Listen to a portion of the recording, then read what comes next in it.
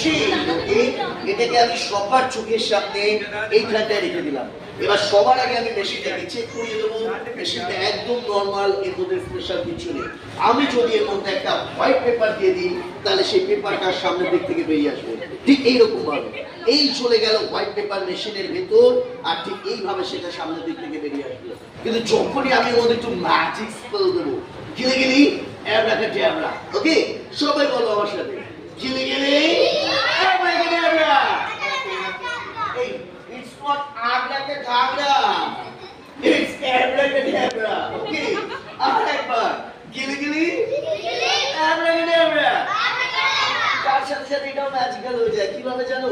এরপর আমি যদি এর মধ্যে হোয়াইট পেপার মেশিনের ভেতরে ঠিক এইরকম ভাবে, আর তোমরা পেয়ে যাবে এরকম ভাবে একটা 500 রুপিজের নোট, আর এইভাবে বাড়িতে বসে টাকা ছাপিয়ে দেওয়া যায়। দেখি লেটস লট ওকে।